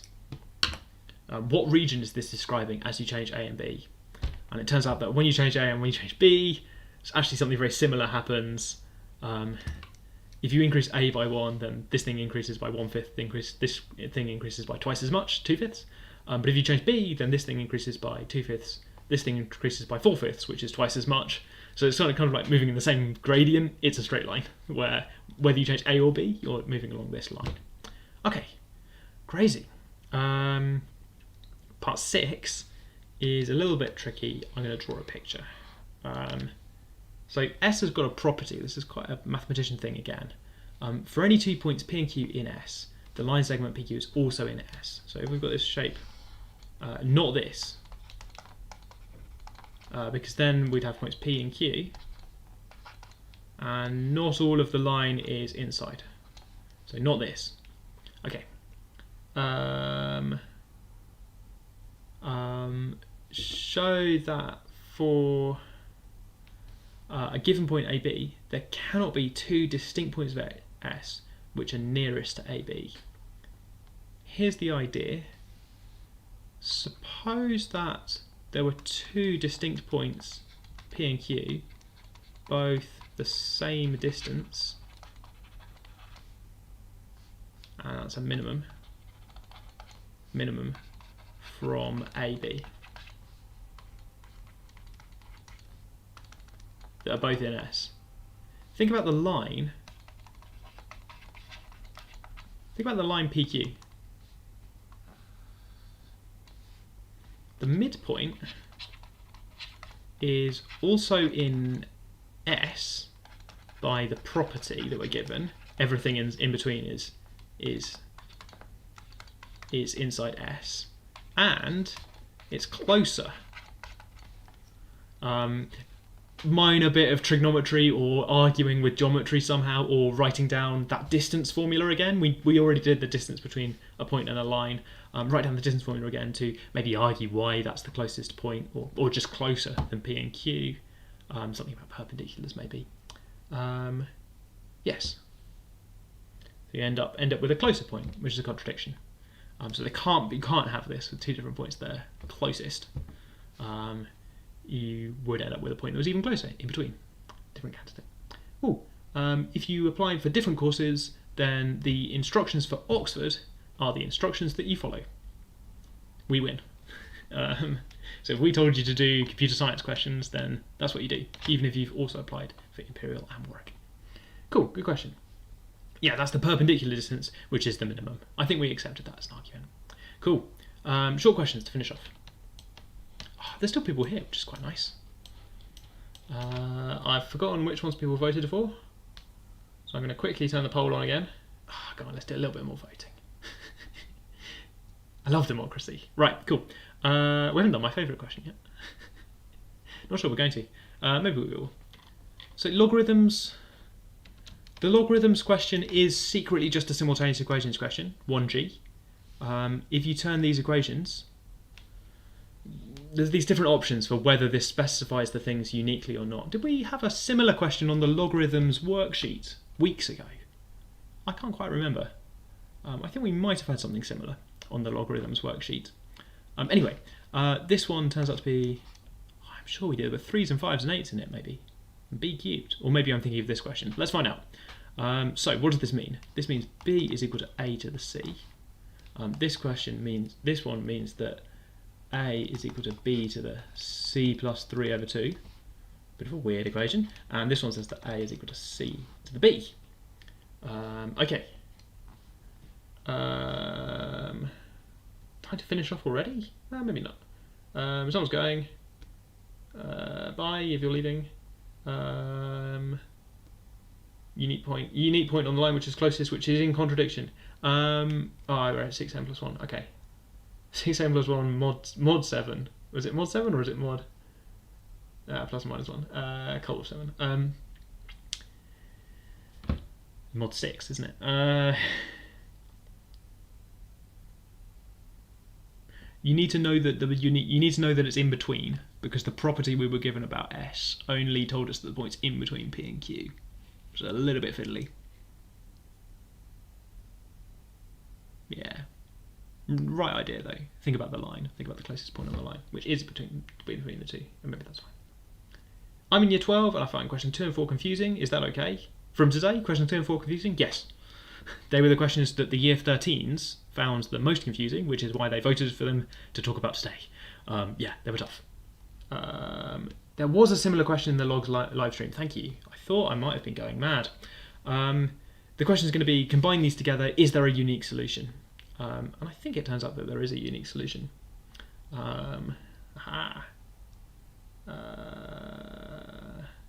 Becca skipped question 4 for dinner. Yeah, cool. And we can maybe do some fun logarithm stuff. But this is, you turn it into a system of equations and then try and solve the equations, I guess. I'm trying to guess what the best way to do that might be. I quite like the idea of plugging this one in here. I've considered some other ones. So this says A equals, so I thought about putting it over here. I thought about putting it in here.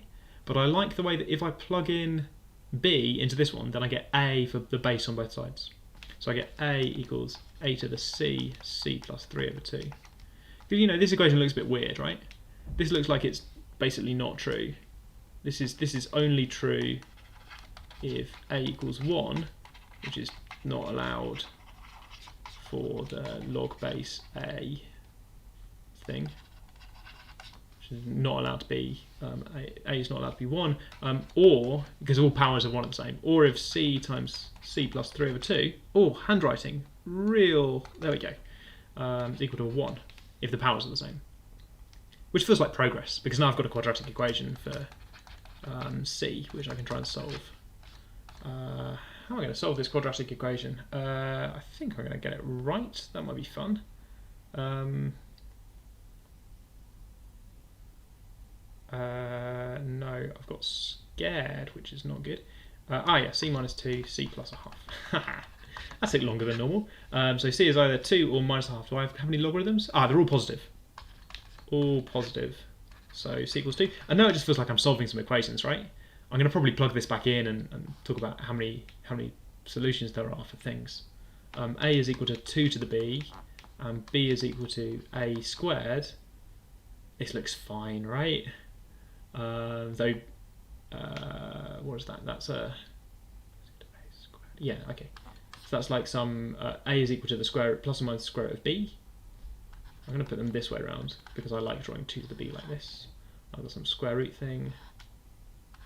I feel like I'm going to get a couple of solutions. Cool, okay.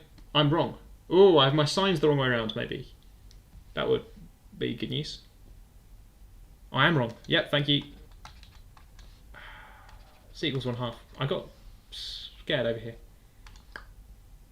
There we go. Different picture. Different picture. And it's the answer you might have wanted, which is that there's going to be a unique solution. It's going to be fine. B is so a is equal to b squared, and it's also 2 to the minus b. 2 to the minus b looks like this. B squared looks like this. But I want the positive solution, so I want this positive solution over here. Cool. I have my signs wrong around. Cheers. Yep. Thank you, everyone. Yep, and then draw some graphs. Cool. Okay, so I get a unique solution. I don't actually know what the number is, but there's a unique solution up here where a equals b squared. This is my little graph here. A equals b squared. It's a bit of a weird graph. It's got b on the x-axis and a on the y-axis, but that was what I felt like drawing. 2 to the minus b and b squared. Cool. And they intersect in one point because b squared gets big, 2 to the minus b gets small. There's a solution over here because 2 to the minus b gets big really fast. Is there another solution? There's more negative solutions, but I don't care about negative numbers for this question. So just one solution. And over there, I then take b, the square root of the whatever. So b is that, a is the square of whatever that is, and c is 1/2. Cool. Who knows what the numbers are? Cool.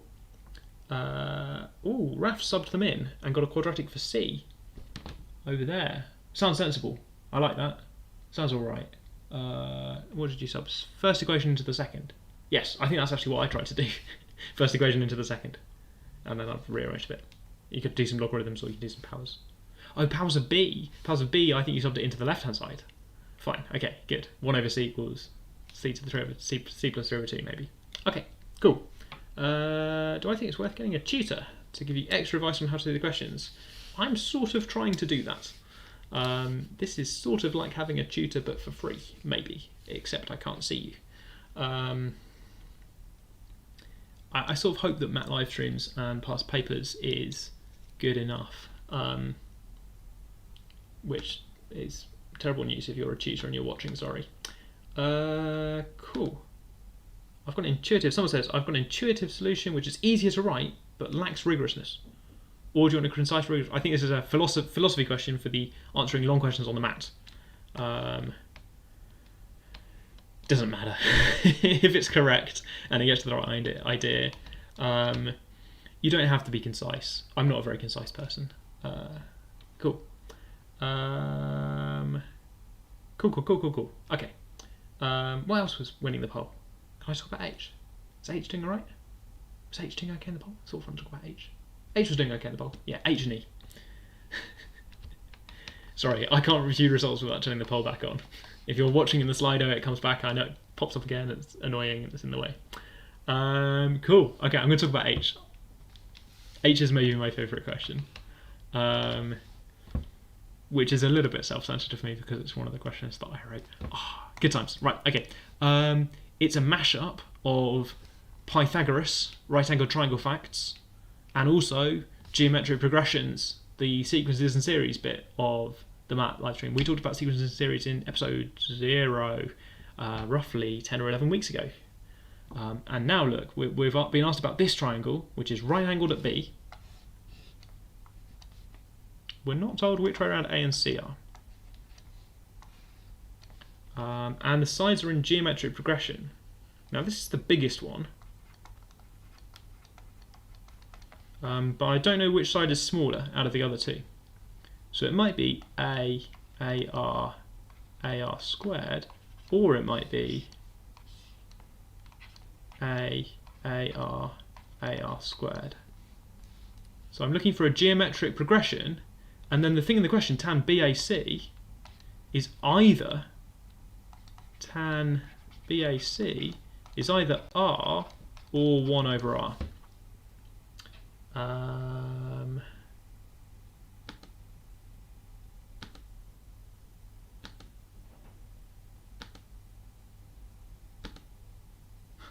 Cool.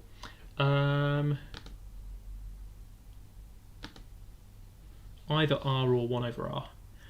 Other than that, we've just got to do some Pythagoras. Actually, these triangles are similar triangles. And A doesn't actually matter in the Pythagoras. The A cancels out. So the Pythagoras works out to be quite nice. It works out to be 1 plus R squared to R to the 4, which is pretty good, which is a secret quadratic. It's secretly a quadratic for R squared. You know, it's this minus R squared minus 1. So you've got a quadratic equation, so you can go and solve that. When you solve the quadratic equation, let's get the quadratic equation right. I'm going to focus for a moment. Okay, that was my focusing face. I've got this value of R squared, and there's a bit of a trap in the question, because look, option A is for me to take the plus or minus sign and to square root it to make R, which is one of the things this could be. But unfortunately, this thing, warning sign, this thing is negative inside here, and of course R squared's got to be positive. So we've got to take the plus in here. And then the actual reason we get two solutions is that we have R, or we have 1 over R, which is this.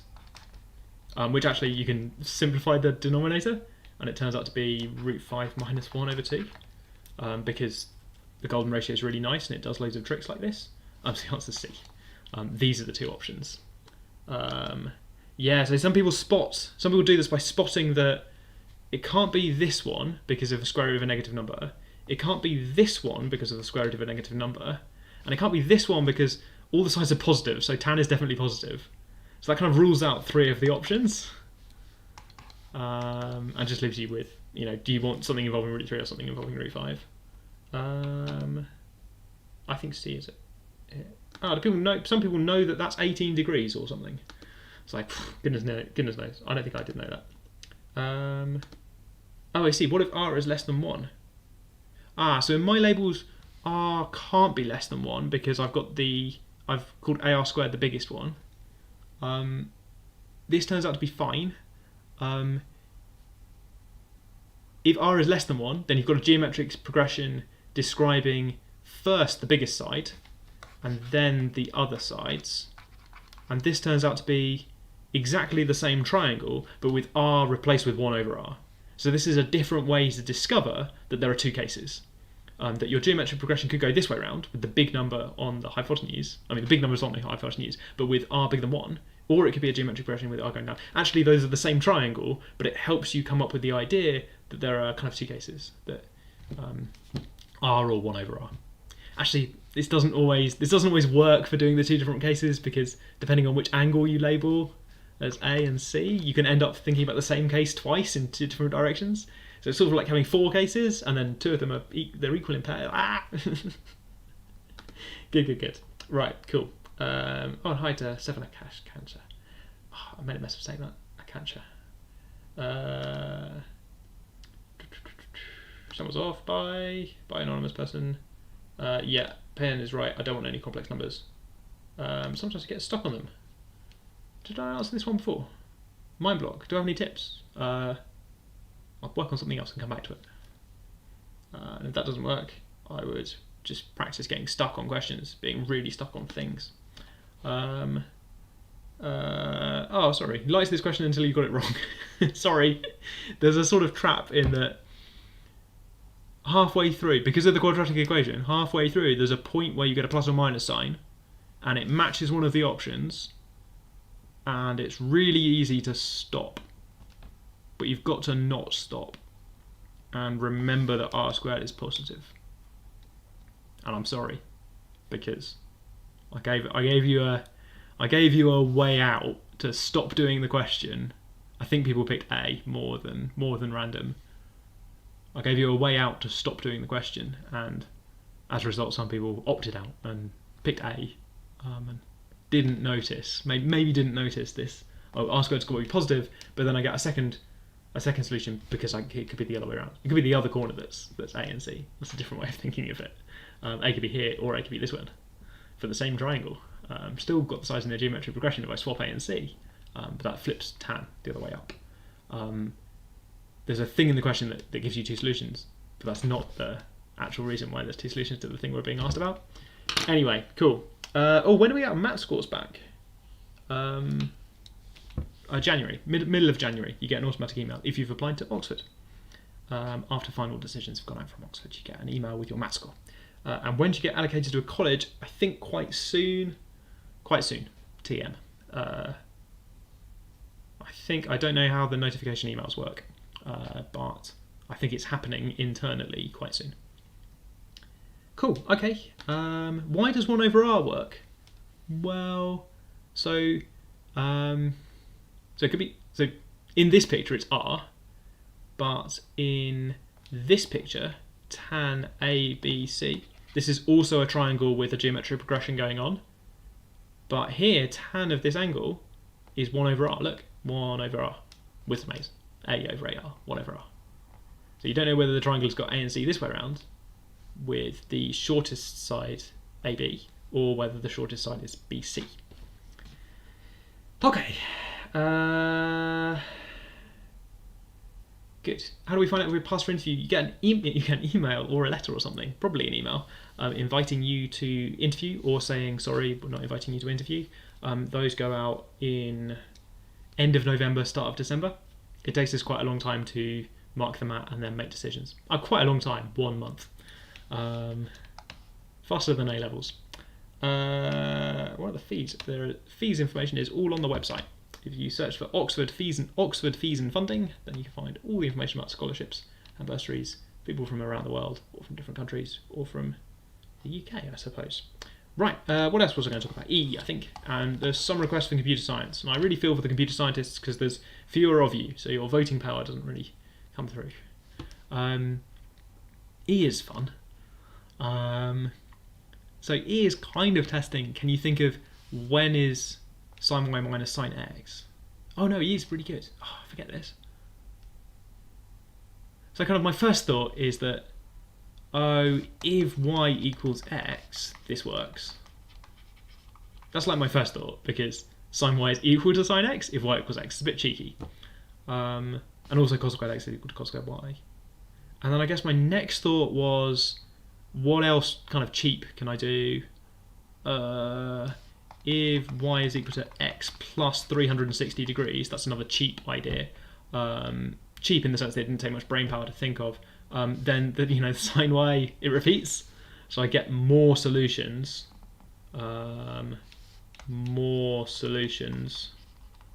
actually, once I've had that idea, I could add 720 degrees instead. Or I can subtract 360 degrees. I've got loads of straight lines. I'm going to get infinitely many straight lines. I'm sort of cheating. I'm not thinking of all of the solutions. I'm just thinking of straight lines that work. I guess I spotted solutions like y equals x first. I think there are some other solutions. Like y equals 180 minus x. I think that works. Some going the other way as well. Cool. Is there an Oxford MAT? Let's do this question. That sounds fun. So, here's the story. We're doing a little bit of story time. I quite like E. You don't have to say very much to get to the infinitely many lines. We can try. You can rearrange it and solve it. It works like a trigonometry question as well. You can rearrange it and solve it and do some fun stuff. Think about roots of equations, but also sine and cosine are periodic, so you can increase x and y by 360 degrees. I've solved an unsolved maths problem. I didn't put it on my personal statement. They'd ask it. We might not have asked it to. No one would steal the idea. Okay.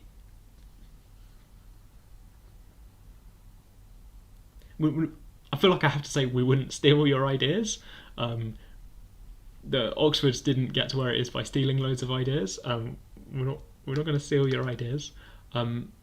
but also you don't need to put this in your personal statement because I'm trying not to be mean, but we want you to do really well on the course. We want you to study hard and learn loads of maths and do stuff on the course. Somehow, even if you've proved an unsolved problem at the moment, kind of got to do the learning and studying and do lots of stuff anyway. So maybe that demonstrates the skill that we're looking for to study on the course. It's slightly different. Was that a shortcut? So Becca thinks that was a shortcut. Don't even really know if it's a shortcut. It's sort of how I'd approach the question. I can also sort of see that this is, I'm not blind. I can see that this is 1 minus sine squared x minus 1 minus sine squared y. So you could rearrange this thing and write this as sine squared y minus sine squared x. And then, that's the difference of two squares. So this is sine x, sine y times. Is this how everyone else did it? Okay, it's difference of two squares. So either sine y equals sine x or sine y plus sine x equals 1, maybe, which is some other sets of lines. But hey, then you think this one, this has got loads of solutions. I flagged this one because the question is there an Oxford MAT Livestream society at Oxford? Flora's put not currently. There's a large group of maths ambassadors, which is a fun thing that a couple of weeks ago we had all of the new first years along. I think I did this story last week. All of the new first years along, and we tried to tell them that if you want to do outreach stuff, you want to tell people about mathematics. Outreach means lots of things. It means lots of telling people about mathematics. We're doing loads of stuff, and we also asked them, how many of you saw something like a live stream or something like the MAT live stream or some MAT videos or something, and lots of them had. So I guess high in advance to next year's first years, but there's no official society for this, but the Maths Club involves lots of undergraduates. So when we launch the Maths Club again in January for season 3, depends how you count, but season 3, there's a kind of, not quite a society, but there's a kind of team of ambassadors who you might meet on that, helping out. Cool, okay. Note people will use the shortcuts. People will use the shortcuts for this. Different combinations of noughts, pi or 180 degrees, pi over 2 90 degrees. Different combinations to find different points. I like George's suggestion for x and y. You find these points. There's like this grid of points that the lines go through. It's all quite nice, like a little lattice pattern. Wow, no. Okay. Can computer science students? Yes, we've had computer science students on the live stream before. In the Maths Club too, I think. And on the MAT live stream. And they also have loads of ambassador stuff going on. Yeah, computer scientists welcome to help out with stuff. We do a lot of open days and things as well, which is fun. Okay, shortcuts for short questions. I feel a bit weird saying outreach on the stream because I guess I am kind of reaching out with maths, but also, okay. Yeah, the word outreach comes with a little bit of baggage. What happens on results day if you find out that your grades are higher than your predicted grades? So Oxford doesn't do adjustment. I think Cambridge do some sort of adjustment or clearing called adjustment or some other process like that to look at people who got better grades than their predicted grades. Oxford doesn't do that at the moment, sorry. I don't think it works in maths anyway, because in maths the Cambridge people have to do STEP, and I don't know if that works with the clearing adjustment thing. I don't know. Maybe people do STEP anyway, and they have to get the STEP bit of the offer as well, I suppose. I don't know. So short answer, no, sorry. Okay, story time. I like story time. You can start a society. One of the nice things about university is if there's a society you want and it's not quite a thing, like it'd be nice if there's a society where we just had tea and also solved maths equations together and had a chat. You can set that up. There's already a couple of those. Good. Should we do one more? It's 10 to 7. How are we doing? Question 4 is winning the poll though. We did question 4. We did question 4. Becca wanted to do question 6, and I feel like you did come back from dinner, maybe hoping for a computer science question. Let's eliminate some of these options. Q3 is doing well. Q1H. We did 1H. 6 is in there. Sort of think I might talk about 6 really quickly. 10 minutes at the end? Yeah, we'll do 6 quickly.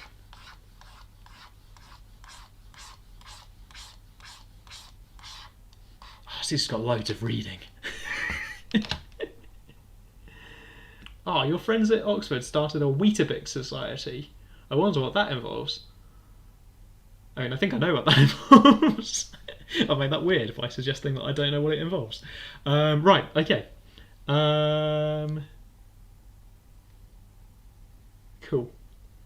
Do our offers include A1, A2, or exact percentages?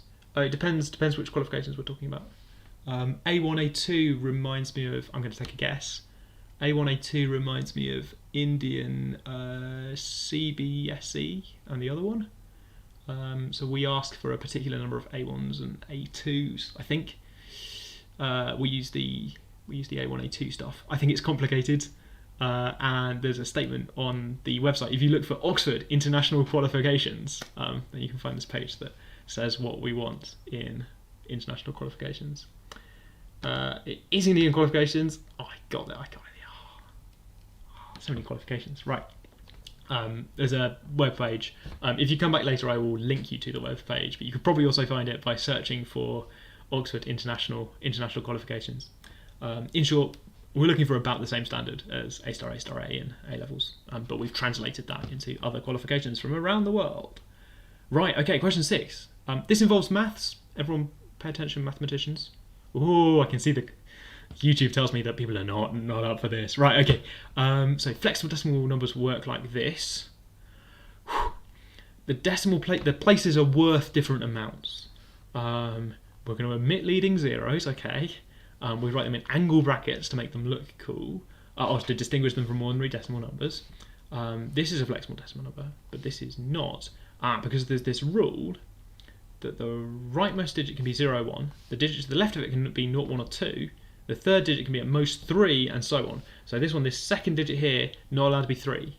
So the further left you go, the more digits you're allowed. If flexible decimals get very long, we will need more digits with a value more than 9. I hope that doesn't happen.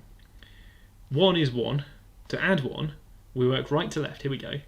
To add 1, if the rightmost digit is 0, replace it by 1 and we're done. Okay, so you can increase it. That rightmost digit could be 0 or 1. To add 1 to it, work right to left. If it's 0, replace it by 1 and stop. Otherwise, replace it by 0. This is like the carrying rule, I suppose. If it's replaced by 0 and go to the digit D2 to its left. Pending to the 0 to the left if need be, it's H. Okay, if it's less than 2, increase it by 1 and stop. That's allowed because it's less than 2, so we can increase it by 1 and we're still okay. But if it's equal to 2, we're going to carry again, right? We're going to carry again. We're going to replace it by 0, the smallest thing that could be in D2, and move to the left again. The process stops when it reaches the digit that can be increased without becoming too large. Okay, so this 1 ticks up to 0 and carries over to give us a 1, and then we had a 1, and then that ticks up and carries over to a 2, and then the next number, we'll put a 1 in here, but then the next number, 6, is going to be interesting to write, because I'm going to tick this up to a 0, and then carry that. So this would be a 3. 3 is too big, so I write down another 0 and I carry a 1. It's a little bit weird. You carry 1 over. Okay.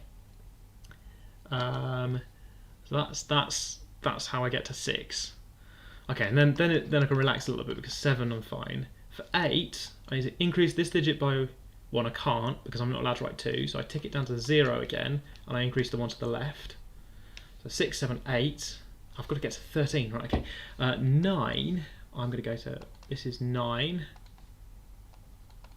And then 10. Does something interesting happen here? So I thought maybe something interesting happened in here, like binary, because I've got these ones. I got excited. But actually, it's not too exciting, because although this right digit is going to tick over to a 0, when I carry the 1 over, I'm allowed to write 2 here. So I'm going to get this. This is 10. Okay.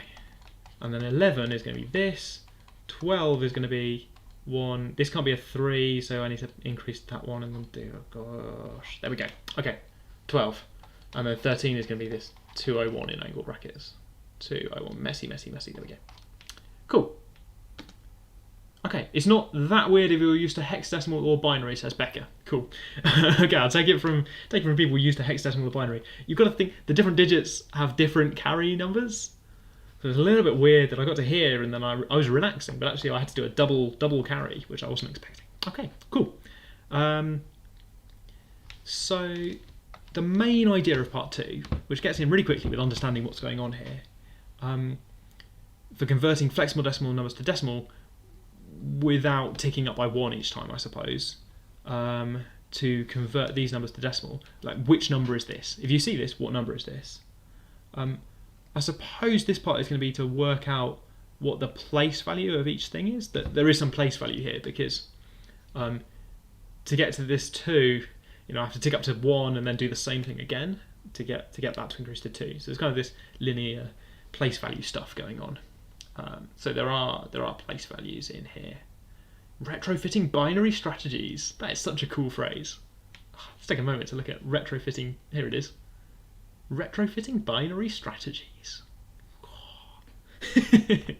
Right, okay. Okay. What was the important thing here? So this number that looks like 10, this is actually 2. And this number, we got to 3 digits when we hit the number 6. And 12 has a 2 here. And then I suppose 18 is going to have a 3 here. The sort of multiplying feels a little bit easier than adding in a way. 24 is going to be the point where I would write, for the first time I would write a 4 here. I'm not allowed to write a 4. That's when I carry over to this. So hang on, this feels a bit like factorials, 2, 6, 24. So this would be something like place value of digit, what do I want? The digit k is k factorial for 1, 2, 3 has, okay, it's factorials. Yeah, I've got there as well, cool. Enrico Femmi wants to know, here's the question, is the alpha Q theorem part of the MAT spec? I don't know what the alpha Q theorem is. I'm going to guess no. I'm going to strongly hope no. MAT spec is very limited, it's 1 page of A4. If alpha Q theorem is, maybe it's a meme that I've fallen for. Maybe it's shorthand for Rickroll, but probably not, I think. If I complete all the MAT past papers on the website the last 2 weeks before the MAT, is it a good plan? It's quite a lot of work. Yeah, I think I'm not going to encourage you to do that because it sounds like too much work for 2 weeks, like it would be not fun. What I'm going to stress is, if you're starting to do past papers now, don't look at the answers. Don't look at this. Don't look at the answers. Do questions. Get stuck on questions.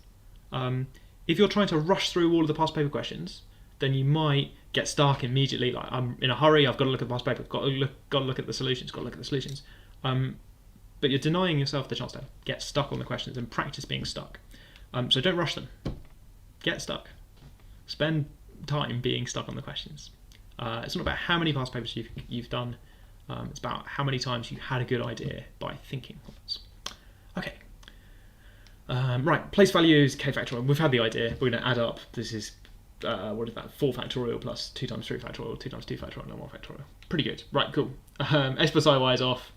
It's been 2 hours. Oh, we're going to wrap this up. Okay.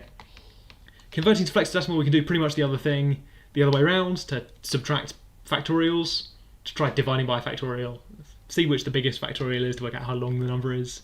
So that's not too bad. We can add them by converting the decimal and converting them back again. Or instead, we can add them by, what can we do? We can do some carries. So we can add them, we can kind of informally add them, and then sort out the carries. And that works.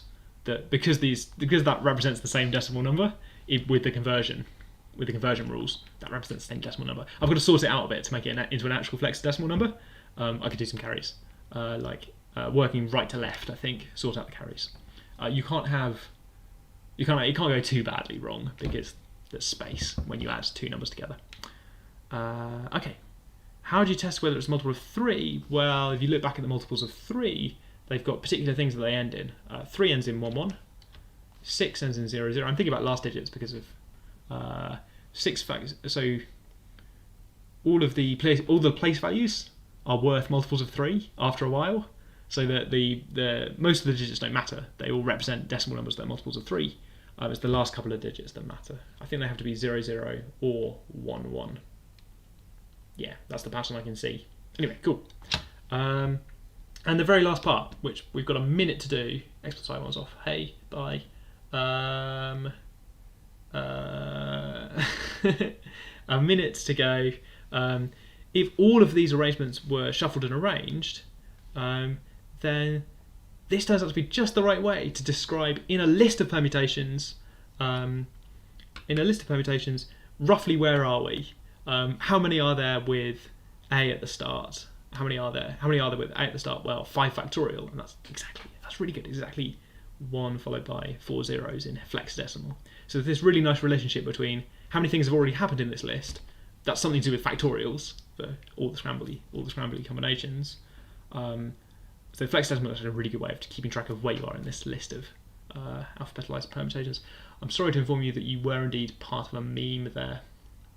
Well, we've already been posted on a meme page a couple of weeks ago. Sean posted a screenshot of the live stream onto Mathematical Maths Memes. It was very good. So I've been part of a meme before, and maybe I'm part of a meme again. Good. There's a request in chat for 2007 paper 6, which I'm not going to do. Sorry. It's not one I've got ready to go on screen. I'll use that excuse. Also because it's 7 PM and I'm going to wrap up the live stream.